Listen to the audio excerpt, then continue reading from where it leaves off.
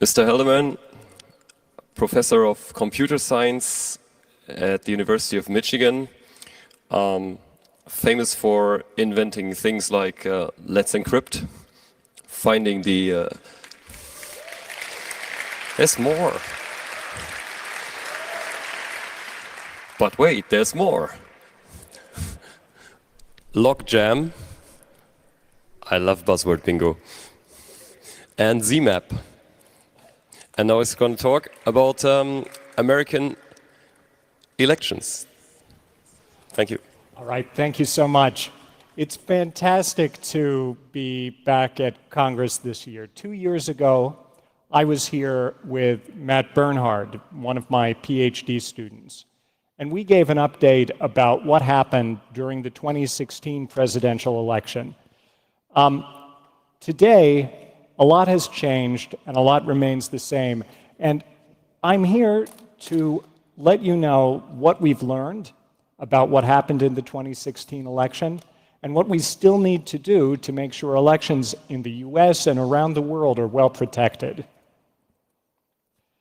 So, quick flashback. On November 8th, 2016, Donald Trump became president of the United States by beating some other person. Now, history quickly forgets the losers in presidential elections, and it really doesn't matter who Donald Trump beat, because today, for better or for worse, he is the president. But how close was the election? President Trump likes to talk about how he won by a landslide. But actually, he was the fifth person in American history to win the presidency while losing the popular vote. In fact, his opponent received 3 million more votes in the election than President Trump did. How can that happen? Well, we have this crazy system called the Electoral College. And in the Electoral College, each state has a certain number of points, and Donald Trump ended up getting more of those points. But if we want to ask how close was the election really, well, that depends on the way each state allocates its electoral votes, and most are winner take all. So we might ask how many votes would, say, an attacker have had to change in the smallest number of states in order to change the election result, in order to, say, make it a tie instead of a win for President Trump. And it turns out that if you look at the three closest states, they could be flipped with a very, very small number of votes changing. And changing just any two of these three states would have been enough to reverse the outcome of the presidential election. If we look at the next few closest states, they also have very small margins, and any three of these 6 states would have sufficed to change the election result. In total, just changing 27,500 votes from Donald Trump to Donald Trump's opponent would have changed the outcome of the US presidential election. There were 137 million votes in total. That's a change of just 0.02%. That is a very close electoral result by even contemporary American standards. And that's why the possibilities of computer hacking, voting machine manipulation, information warfare that actually did take place, some of them in 2016, not only have the possibility to have affected the 2016 election result, but stand to have the possibility to affect future election results as well. And that's why election security is so important right now. But if we go back to 2016, when I was speaking here 2 years ago, the main thing I was talking about were recounts in 3 states, Wisconsin, Michigan, and Pennsylvania, that I and other election security advocates had a big role in orchestrating.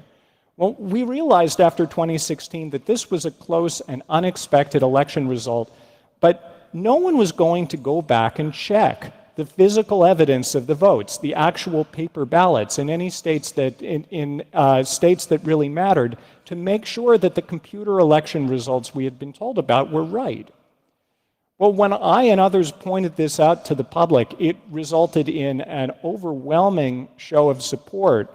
And one of the third-party presidential candidates, Jill Stein, stepped in and had the legal standing to demand recounts in states where she stood for election, even though she had no chance of winning.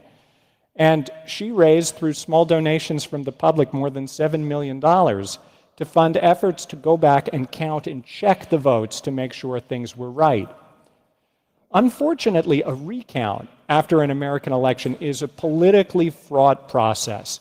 And in all three states, we found opposition from the apparent winner of the election. We found challenges in the courts. And only one of those states, Wisconsin, ended up recounting all of its ballots and found no evidence of fraud. In Michigan, the recounts were halted after only a few days, with less than half of the votes counted after a court challenge by the Republicans. Again, no evidence of fraud in the votes that were recounted. And in Pennsylvania, unfortunately, like many states, most of the state had no paper trail at all. There was nothing to recount, just digital records and machines. The courts denied the Stein campaign the right to have independent experts examine the machines. And in very few of the places in the rest of the state, the small amount that did have paper actually did complete a recount. But still, there was no evidence of fraud. So in all, there is no evidence that hacking of voting machines, hacking of actual vote counts, changed the outcome of the 2016 election. But there is abundant evidence that cyber attacks of other forms had a major influence on the election, certainly could have a huge influence on future elections. And that's what I'm going to talk about today. So first, looking back at 2016, in the 2 years since I was last here, we have learned a lot more about what really took place during the 2016 election. Starting just January of 2017, when the US intelligence community, the CIA, NSA, and other three-letter agencies, who often in this community we don't trust, still came out and released a joint assessment in which they rated with very high confidence the conclusion that attackers linked to Russia were ordered by Russian President Vladimir Putin to interfere with the American election in order to weaken Clinton, boost Donald Trump, and discredit the electoral process as a whole. They called it a significant escalation of long-standing Russian efforts to undermine the US-led liberal democratic order. So where's the evidence that this actually happened? And what actually happened? According to not only the intelligence reports, but other information from other sources we can use to see whether it's credible. Well, what happened in the US actually looks a lot like something that happened in 2014 in Ukraine, where, according to other published reports, attackers linked to Russia engaged in a multi-pronged attack to try to undermine the presidential election there. They released targeted leaks of emails linked to the presidential campaign. They attacked the Election Commission servers in order to cause them to initially post the wrong presidential winner. And this was apparently detected and narrowly averted only hours before the winner was to be announced. And they orchestrated DDoS attacks to try to delay the election results. In the US in 2016, we saw a similar multi-pronged attack of targeted political leaks, trolling and message amplification on social media, and attacks against election infrastructure. So the targeted political leaks, you've probably heard about some of this. We have emails stolen from the Democratic National Committee, through a hacking campaign that involved two different Russian-linked military groups hacking into the DNC servers, installing customized malware, and exfiltrating thousands of emails that were then published by WikiLeaks. Later, John Podesta, Clinton's campaign chairman, also had his personal Gmail compromised. Podesta's emails were similarly published by WikiLeaks. Whatever you think about WikiLeaks and government transparency, and I myself, I'm a huge fan of transparency, there's clearly something subversive and manipulative about just one side being targeted, and being targeted by other foreign nations, and having its dirty laundry aired for the world to see. This is subverting the entire notion of transparency, turning our need for true information about politicians against us, and manipulating the entire process. John Podesta, since his emails were all leaked to the public, well, we can go and see the phishing attack email that got his password, and here it is. So this mail sent to John Podesta claims to be from Gmail, saying that someone has tried to sign in with his password and he urgently needs to change it by clicking here. Well, he did click there, and Russia got his password. We also see his staff talking about this email, and one of his staffers recognized that this was a phishing attempt and emailed urgently telling John Podesta to change his password immediately. But he typoed. In dashing out this email, he wrote that this is a legitimate email. He claims, he's subsequently claimed every time he's talked about it, he meant to write illegitimate, not legitimate. Well, the rest is history. A couple of extra letters might have changed a lot. So beyond the email leaks, we've seen an orchestrated campaign on social media through trolls and false identities to try to manipulate people's opinions, to try to create political divisions between people, to try to amplify certain discordant messages.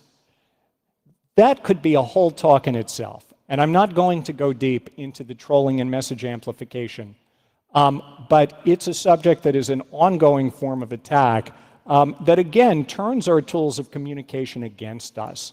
People need to know whether the information they're reading is really what other people they know and are like them think, or whether it's being generated by bots, by attacks. Right? This kind of artificial amplification and manipulation of messaging turns us against each other. Finally, and the category of attacks that I want to talk about most today, because I think they're the most relevant for our community, are attacks against election infrastructure itself, the increasingly computerized systems that we use to run elections, not just in the US, but in countries around the world. There were attacks against voter registration systems in states across the country, organized by the same Russian groups. There were attacks against companies that make technology used in polling places. In all, the intelligence assessment is that up to 21 states had their voter registration systems probed. Now, of course, how can you go back in time and know for sure that others were not probed, were not compromised? That's very difficult, even if you're, say, the NSA and are watching everyone's network traffic. However, we know that in multiple states, the attackers got in through SQL injection, through other attacks, and were able to steal hundreds of thousands of voters' registration records.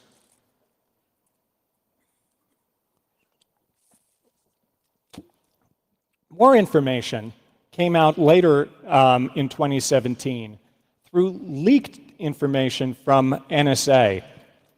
So this woman, Reality Winner, an NSA contractor, leaked to The Intercept a series of intelligence assessments that show the Russian attacks went even farther, that they executed attempts to break into the computer systems of at least one election computer software vendor, and then, after breaking into their systems, started trying to fish their way into the computers of local election administrators, the people who actually run the technology on election day. For sharing this information with us, Reality Winner is currently serving a 5-year prison sentence for violating the Espionage Act. But the information that she leaked has since been corroborated. In July of this year, prosecutors in the Special Counsel's Office, this is the Robert Mueller investigation of Russian interference and collusion, indicted a set of GRU officers, Russian military officers, in conjunction with the voter registration system attacks, the theft of email from the Democrats, and the attempts to indict local election officials. If you're interested in this stuff, I highly recommend you read this indictment. It's about 20 pages of very detailed information, apparently detailing exactly who these people were, where they worked, what they did, step by step. Now, it's scary to think that we might have such detailed information about crimes that took place in the past. It doesn't say how we learned, for instance, that this certain officer, Anatoly Kovalev, was working for Unit 74455 of the GRU at 22 Kirova Street building, the tower, and quite how he pulled off each step in the attack that's asserted here. But as the Mueller indictments advance, as the special prosecutor's case comes together, we're likely to learn a lot more. And what's to come in 2018 as the Mueller investigation winds down, I think we're going to learn a lot more about quite who ordered what, about who in the United States was involved, and about whether the attacks went even further than we have so far discovered.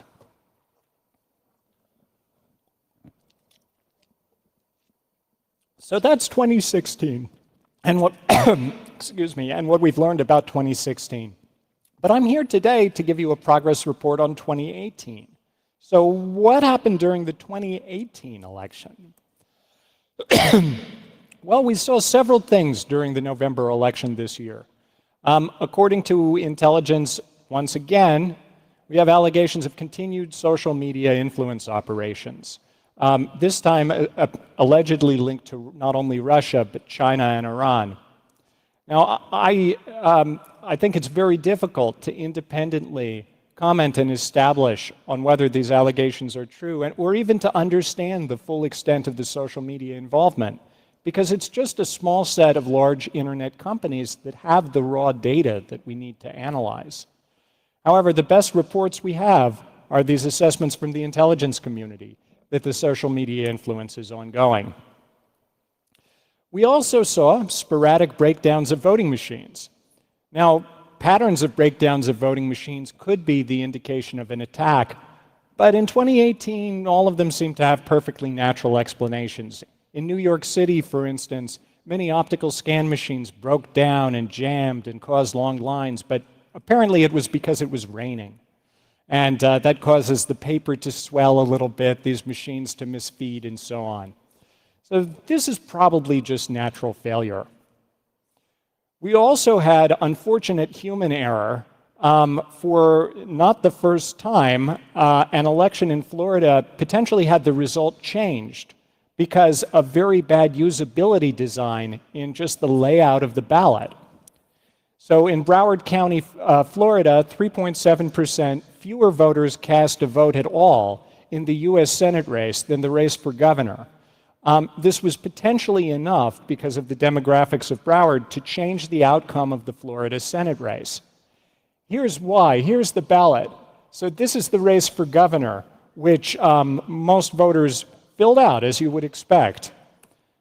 Right down there, underneath that long column of instructions, is the US Senator race.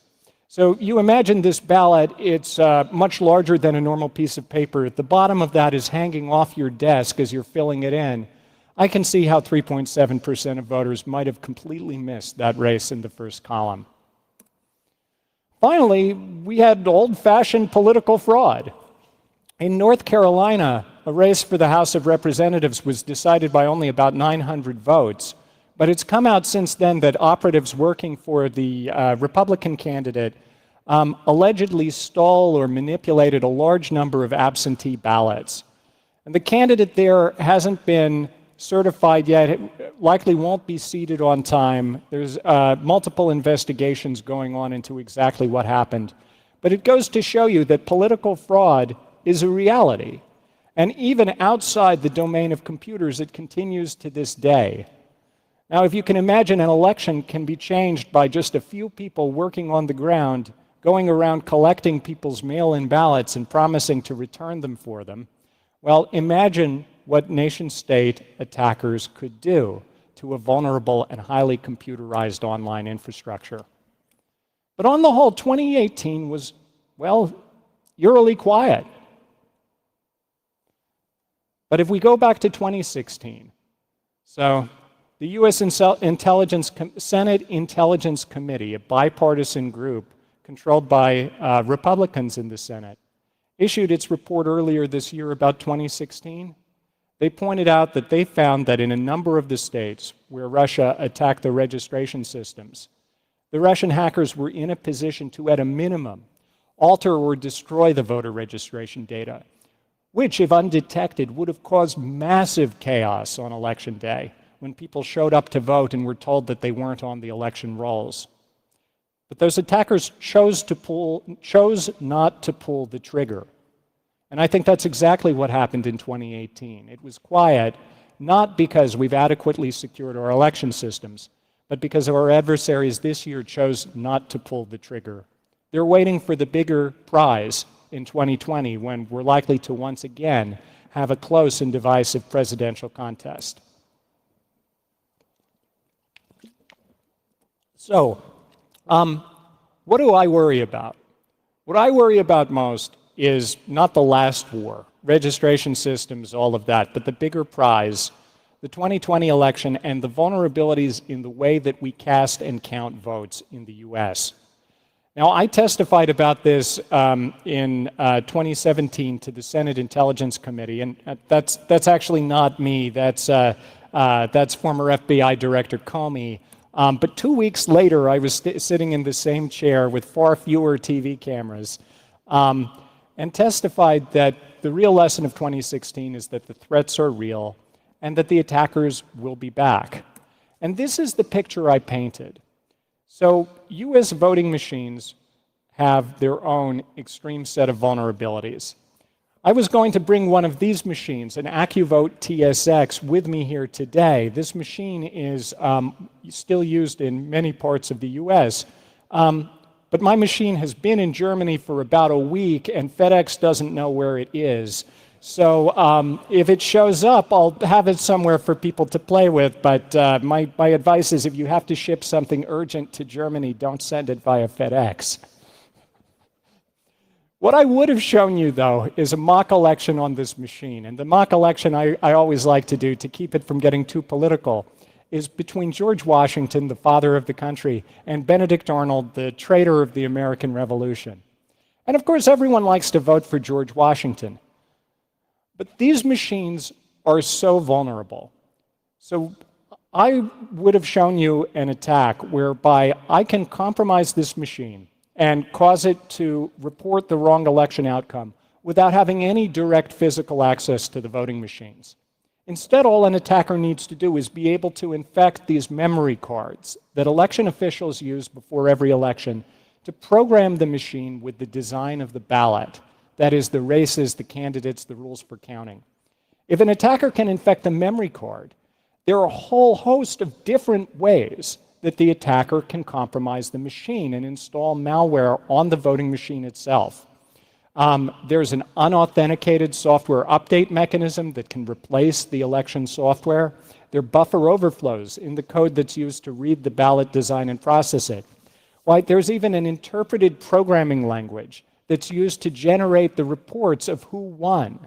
So you can just replace the honest counting software with dishonest counting software right on the memory card, and that's what will get executed and determine the election results. Any of these ways would be sufficient. So when the machine counts the votes at the end of the election, it prints out a little cash register receipt that becomes the official record of the result. That's controlled by the interpreted programming language on the memory card. And on my machine, no matter who you vote for, Benedict Arnold is going to win. And that's because the malware I install via the memory card is in complete control of the election results. And there are more problems than that. So these voting machines, like the AccuVote TSX, have been studied by academic researchers, by independent researchers, by groups commissioned by secretaries of state in various states around the country. And every time the same machine is studied again, groups find new vulnerabilities. This is part of the table of contents from a report I helped author 10 years ago about the AccuVote TSX. And you can see just this is one page of several pages of vulnerabilities in this single machine. These things are so poorly designed, they're so complex. Each of the voting systems has on the order of 1 million lines of source code. And that's on top of, in this case, on top of an old and unsupported version of Windows CE. There's no way that these things could possibly be secure. But the AccuVote TSX is still used in 18 states. In many of these states, it's still used with software that predates that 2007 report I just showed you. We've had known buffer overflows and other problems in this firmware for more than 10 years, and some states still have not updated the software. That's how bad it is. But it's not just that one machine. So in the US, every state gets to pick its own election technology. There are no federal rules that require states to do any particular kind of technology or testing. And you might ask, especially from the European perspective, well, why don't we just count votes by hand like a civilized country? Well, here's part of the answer. This is one example of a ballot from one part of the country, and it's 8 pages long. We insist on voting for not only the federal races, but the state and local races and even city races. The joke is even for dog catcher. And this complexity, well, the counting ballots by hand scales linearly with the number of questions. And our ballots, by tradition, are just too complicated to efficiently count manually. So we turn to computers. And about half the country, well, really, there are 2 different styles of voting machines that we use. Some of them are optical scanners, where the voter fills in a piece of paper and it gets scanned in by a computer. The rest are touchscreen machines and others that we call DREs, direct recording electronic. On these machines, voters cast a vote on the screen. It gets recorded in an electronic memory. Some of them will also generate a printout of each vote, but that's relatively rare. In many cases, the only record of the vote is in a computer memory. So in study after study, these machines have been examined. And in every case, for both the optical scanners and the DREs, where a machine has been tested by qualified people, well, it's been found to have vulnerabilities that would allow an attacker to install vote-stealing malware and change the electronic results, every single case. So how hard would it be to go from hacking these individual machines to, say, changing the results of a presidential election? Unfortunately, much easier than we might think. There'd be 3 challenges to doing this in a way that would likely be invisible. The first challenge is that the machines are, well, many different types. They're diverse, they're decentralized. Each state's system is independent, and thank goodness, because that means that we don't have just a single place you can hack into to change results nationwide. Unfortunately, because of our electoral college system, this diversity of technology can turn into a weakness in very close elections. So remember, I said that just any 3 of 6 states, for instance, in 2016, would have been sufficient to flip the outcome of the presidential election. Well, before an election, an attacker can scan all the states, figure out which ones are most weakly protected, and if they can find enough weakly protected ones to strike in, that could be sufficient to change the national results. So the attacker gets to pick and choose, because our diversity of technology also means a diversity of strength and weakness. The second challenge is that, as election officials often point out, the voting machines aren't connected to the internet. Or at least they're not supposed to be. It turns out that some of them are, because they upload their results over a 4G cellular modem right after election results are complete. But let's just suppose they're not connected to the internet. All right, turns out that's still not enough to protect us. So as I said, before every election, every single voting machine in the country has to be programmed with the ballot design. And that ballot programming is created by election officials on a computer workstation somewhere, usually an old Windows PC. Those computer workstations can sometimes service an entire county, sometimes an entire state. Sometimes they're controlled by independent external contractors that can perform work across multiple states. And if an attacker can infiltrate one of those systems, they can spread vote-stealing malware on the memory cards to voting machines across the whole region. So how hard would it be to break into one of these systems? Well, in Michigan, my state, in 2016, about 3/4 of counties outsourced this programming to just 3 small businesses. These are 10, 20-person companies operating in strip malls and so forth, the same companies that the jurisdictions buy their ballot boxes and I voted stickers from. Here's the website of one of them. You can see it doesn't have HTTPS, has lots of nice high-resolution photos of their warehouse in case you want to burglarize it. And probably most interestingly to an attacker, they have this nice employee directory with everyone's name, photograph, job title, and email address. So if I wanted to break into elections in Michigan, I might start by, say, forging an email from Larry, the president there, to Sue, his administrative assistant, and say, I urgently need you to open this file. After she does, of course, it installs my malware on their network. I'm in. I'm one step away from the election programming system and spreading malware to machines across 1/4 of the state. All right, there's one more challenge. And that's that today, more than 70% of US votes are recorded on a piece of paper. And this is great. This is much more than 10 years ago, because officials have been listening to computer scientists and security experts who have been warning about the dangers of fully electronic voting. Now, paper might seem like a step backwards, but it's actually a pretty high-tech way of thinking. In any kind of critical system, if we can afford to have a physical fail-safe in case of technology problems, it's a good idea to do that. This is why if you fly on a commercial aircraft, well, it has a very fancy satellite-guided navigation system, but also, by law, there's a magnetic compass in the cockpit. It's also why in your car, well, you probably want to have a mechanical linkage between the brake pedal and the brakes, just in case, well, you know. So paper can be a very sophisticated defense. It's relatively slow and expensive to tally, but it's something that's verified by the voter and that can't be changed later in a cyber attack.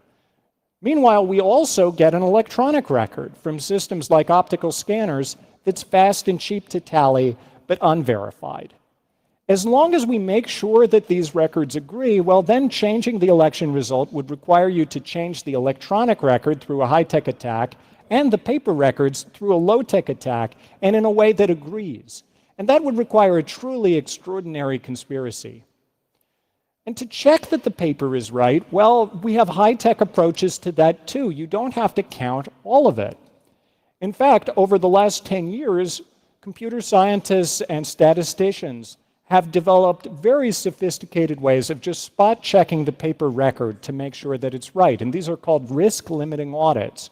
A risk-limiting audit is a statistical process in which you can count randomly selected ballots until you establish with high confidence that hand counting all of them would determine the same winner.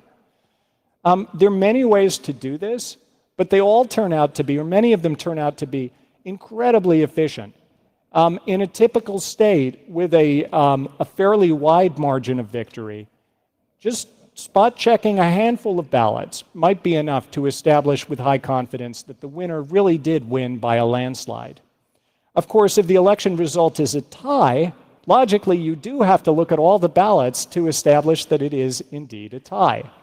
So the amount of work you have to do depends on how close the election was. But in all cases, you can find an efficient approach to determining, without trusting the computer systems, that the paper really does reflect the true winner. Unfortunately, well, most states don't do risk-limiting audits. In fact, most states don't look at enough paper at all to determine that the winner of a close election was genuine. So hacking a national election would probably be easier than most of us thought. You can use pre-election polls and scanning to determine which states to target, hack into the election management systems in the most weakly protected ones, then infect voting machines with malware to change, say, a few % of the vote. The paper records might catch the fraud, but you can rely on the fact that most states will throw it away without looking at enough of it to determine who actually won. And that's the sorry situation that, unfortunately, in 2018, we are still in. So, since 2016, however, there has been a change in mindset. Increasingly, election officials have been listening to the scientific community when we say you need a paper trail, and they're starting to think that that is correct. Almost all states that don't have paper trails today at least have people strongly advocating for replacing the equipment that's there. And most other states, well, they at least have people starting to look into the security and testing the security of other election-related computer systems, like their voter registration systems, to make sure that they're shored up. Now, you don't have to take it from me that paper ballots and post-election audits are the way to go to secure our election systems. Just this fall, the National Academies of Science, Engineering, and Medicine, the authority on scientific advice to government, released a report with their highest level of advice, a consensus report, urging the adoption of paper and risk-limiting audits, pointing out that this is a pragmatic, robust, and necessary defense for elections. This report was written in conjunction with election officials, people with experience administering elections. And it just goes to show you that at least the election officials who have taken the time to understand the threat are waking up and starting to pay attention to the path to a solution. The problem is that that solution will take time to implement. And if we look at which states still don't have a paper trail, turns out that there are 14 where some or all votes still aren't recorded on paper. And it's going to take between $130 and $420 million, according to credible estimates, to replace all the machines still in those states. Some of them, like Pennsylvania, are working to do that now. But in other states, there still are no plans in effect to get rid of the vulnerable machines. If we look at the national map for post-election audits, though, the picture is a lot worse. And this is what concerns me most. Although many states in 2018 did small pilots of risk-limiting audits, the majority of states still do not conduct audits that can rigorously guarantee the results of the electronic results of an election. And many still have no plans to do so in time for 2020. Because risk-limiting audits are so efficient, the cost for auditing nationwide is ridiculously small. It would cost, according to my estimates, less than $25 million a year to audit every federal race nationally, potentially a lot less than that. But it requires organization on the ground. And unfortunately, in our system, operations on the ground are conducted by about 13,000 local jurisdictions on election day. We need national leadership. We need much more dispersed expertise in order to get these protections in place. Because if you don't actually look at the paper, you might as well not have it in the first place.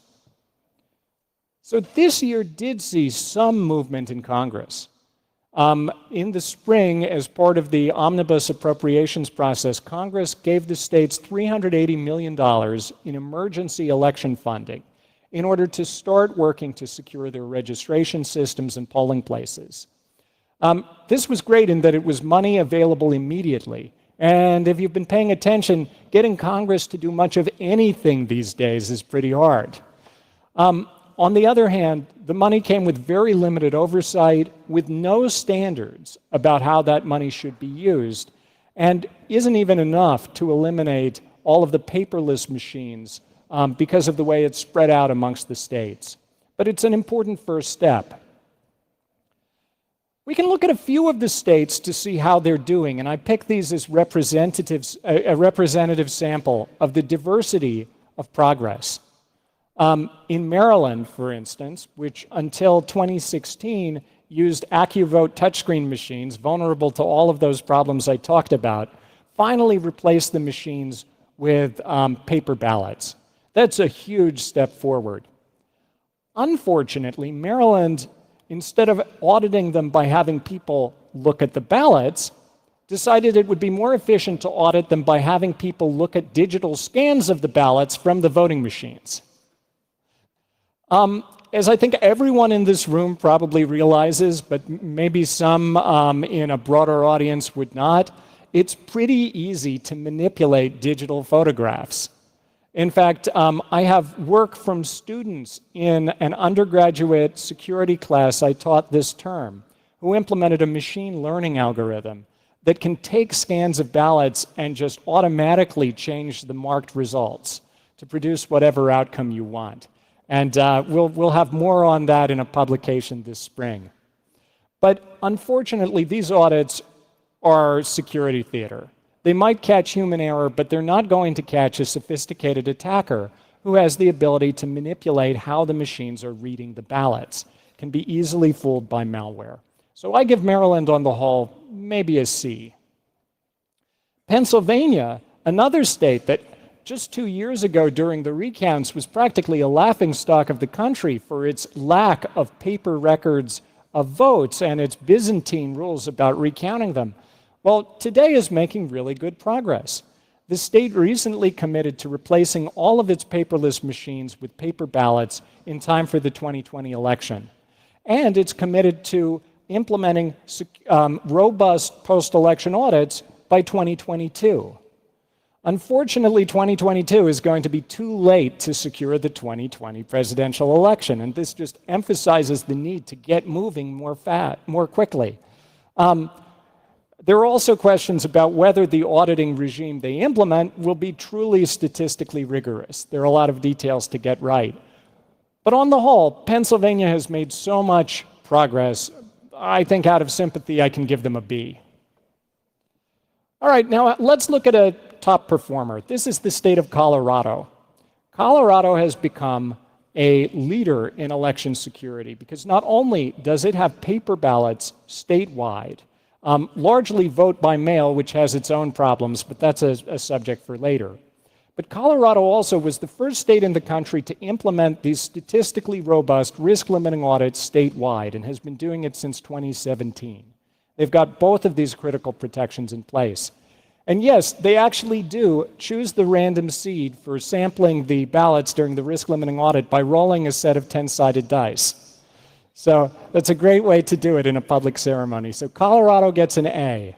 They're very well protected by these standards. Then there's Georgia. So Georgia, in 2018, voted statewide with the AccuVote TSX voting machine, the one that FedEx has that I've hacked. They haven't updated the software in their AccuVote TSX machines since 2005. And they claim that the machines and their election programming systems are air-gapped, but during a court hearing about this earlier this fall, their head of elections described that their system was air-gapped. Yes, it's perfectly secure, it's air-gapped. The only way you can get into it is through the bank of modems attached to it. It's air-gapped except the bank of modems. Also, it turns out he programs it by moving a USB stick back and forth from his personal laptop. Georgia also, of course, doesn't have robust audits because, well, meaningful post-election audits would require a paper trail, and none of those machines have paper. This alone would be enough to give Georgia an F. Except there's one more thing. Their voter registration system also was shown in 2018 to have some problems. So you're not going to believe this story. One more story. So in Georgia, they do online voter registrations through a website. And in 2018, just a few days before the election, the Georgia Democratic Party learned from from someone working for them, from a volunteer, about a series of vulnerabilities in this voter registration system. Well, it turned out that you could read and manipulate anyone's voter registration records just by changing a sequential ID number in a particular URL. There was another URL for viewing a sample ballot that if you just changed the path of the file it pointed to, you could read any file in the server's file system. Well, these are pretty bad problems, right? Even though Georgia apparently had gone through the process of having a security assessment of its registration system performed and didn't catch these. Well, so the Democrats, less than 5 days before the election, learned of these problems and disclosed them to the Secretary of State's office, which is responsible for running the election system. There's Secretary of State Brian Kemp, who also, it turned out, was candidate for governor in a very close race. So not only was he running the election system, but he was the candidate in the most important race in the state, where the polls were projecting that the election was going to be a dead heat. So an hour after receiving the security disclosure, Secretary Kemp's office put out a press release with this headline, that after failed hacking attempt, they're launching an investigation into the Georgia Democratic Party, and they've called the FBI on the Democrats. So Brian Kemp won the election and is now the governor-elect of Georgia. So this guy who did so well handling the security of the voting system while he was Secretary of State is now the head political officer of the state of Georgia. I think Georgia's F just might stick with them through 2020. So, thank you. So there is hope, though. I want to end on a message of hope, because despite this, with all of these different levels of rigor and of readiness across the different states, I believe we need more national leadership, national standards, and national resources thrown into securing elections. And a bill to do just these things made a lot of progress in the Senate during the past term.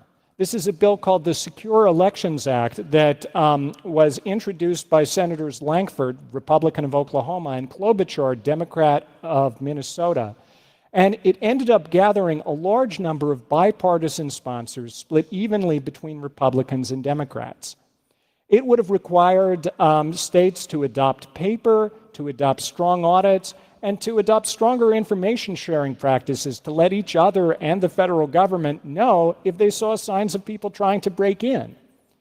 This bill made it a long way, but unfortunately got stuck in the committee after some opposition from the White House, just days before it was going to be marked up and hopefully then make its way to the floor.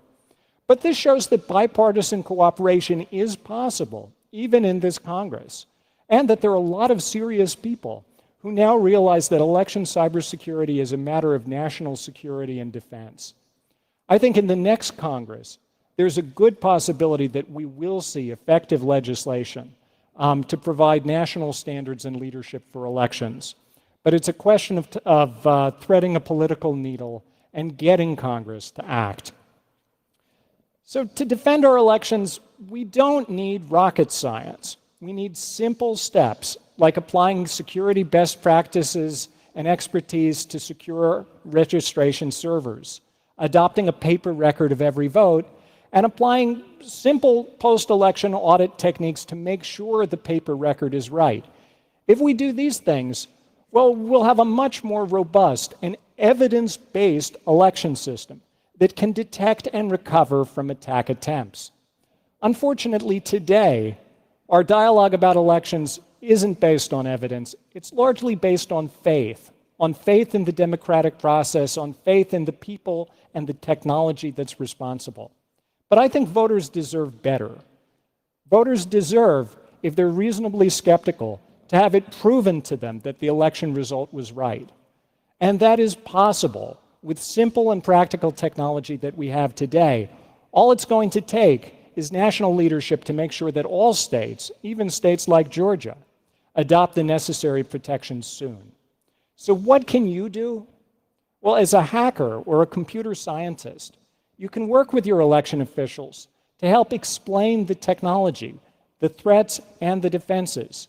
You can work to explain the threats to the public, because we all need to understand, just as a matter of modern civics, how elections can be attacked and defended. You can work to build better ways to use technology to make voting on paper easier and more efficient. Well, technology can help voting in a lot of ways. Just we shouldn't trust it as the only way in which votes are counted and results are determined. And as a citizen, well, you can demand that election authorities implement paper and risk-limiting audits. Get involved through activist groups to help campaign for protections like this. And especially, please urge the US Congress to pass legislation like the Secure Elections Act and similar bills to make sure that election systems across our country achieve these security properties. You can learn more from an online course I have for free on Coursera called Securing Digital Democracy that provides several weeks' worth of material about the history and the technology of election defenses. But we've got to get going. It's only been 2 years, believe it or not, since Donald Trump became president. And it's only about 22 months until the next presidential election. It's time to get moving. Thank you.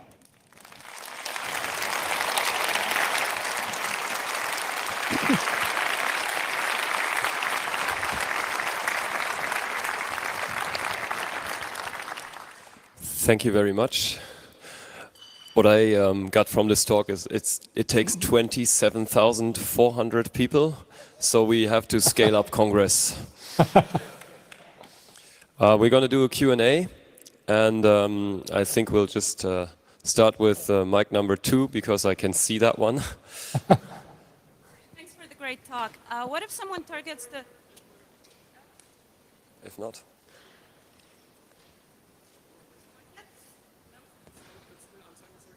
We need mic number 2 live. Does it work? Nope.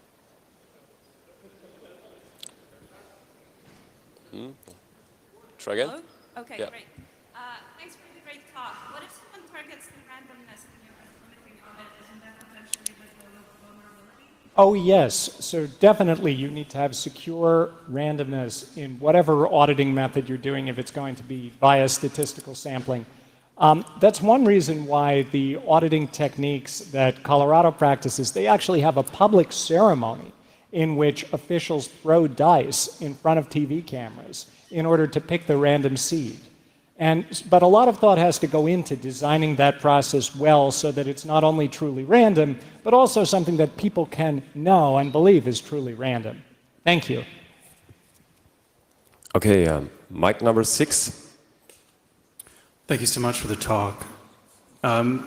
You spoke about how in Georgia the disclosure of vulnerabilities was punished almost. Is there any talk or movement towards having something like bug bounties for election systems? Yes, in fact, there's another bill that was introduced in Congress that would do just that and establish a kind of bug bounty program. I'm not sure that that idea yet has a lot of legs, but I think it would help. I think right now, though, we don't really need all that much more incentive for people to want to try to help secure democracy. A lot of people, including, I'm sure, a lot of people in this room, would gladly volunteer to do so. We need a way of organizing that effort and making sure that people can discover and report problems without fear of having it turn into some political weapon to be used against them. Mic number 1. Yeah, hey, thanks for the talk. Like the case in Georgia doesn't sound that terrible, because like in Lithuania a couple of years ago we had this issue where you just didn't need to change the URL, you just did have to refresh the page and here you go, you have the information about different citizens. My question is like what if the paper trail leads to the knowledge that the election was rigged in some particular area? Like 2 years after the election, or like 1 year after the election, what happens then? Does it change anything? Right. Well, a year or so after an election would be a great catastrophe if we only learned then that the political leaders were not legitimately elected. We don't really have any precedent for that. That's why the recommendation, and what some states like Colorado are starting to do as they're implementing stronger audits, is to make sure the audits are completed as soon as possible, ideally before the election result is certified. I recently came out with a paper with Philip Stark and Ron Rivest that gives an audit system that you can start doing even the moment polls close on election night, and perhaps have in a not so close election a full, complete audit by the time results are announced on election night. So it's possible to do it quickly with sufficient organization. Okay, mic number 8. Hi, I'm curious about the attribution of the attacks. Is there possibly any instance at which you would be not sure that it was Russia who performed the attacks, or maybe it was China? So how do you know that it is exactly Russia, or China, or India? Well, so all we have to go by, really, is the assertions of our intelligence agencies in the US, and in some cases, like for the Democratic National Committee breaches, the assertions of private security firms that were involved in the investigations. And I agree with you, attribution in general is a darn hard problem. But if you're willing to accept the credibility of the intelligence reports and read between the lines just a little bit, it looks like the basis for their attribution is largely not technical, but based on intercepted communication of people who were involved in organizing the attacks in Russia. And I think more information about that is likely to come out as the Mueller investigations proceed. So, I mean, there's some necessary grain of salt, and you can see what incentive people might have to try to trump up, so to speak, the involvement of Russia. But you can also see in the current political climate why at least the executive branch would have a reason to try to tone down allegations of Russia's involvement. So you'll have to interpret the weight of the evidence as you will. Okay, the last question from the internet. We're running out of time, sorry. Has any organization or group unveiled a voting machine designed to address all of the security issues that you have brought up here? Is there a solution to the problem? I'm sorry, could you repeat the beginning of that question?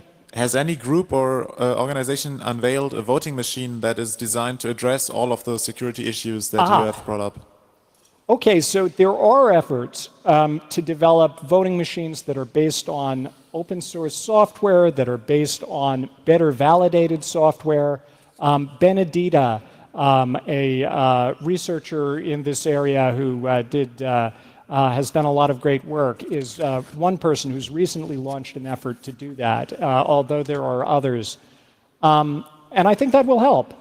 But at the end of the day, I think however well-designed the software in our voting machines is, that can raise the bar for attacks, but it's never going to be enough to also be able to convince skeptical voters that everything is okay, because, well, among other things, how do you know that that software is really what's running in the machines that are counting your votes?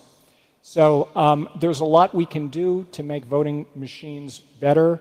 At the end of the day, they're also going to have that paper trail and those statistical audits so that everyone can believe the results. Thank you very much. That concludes the talk. Thank you.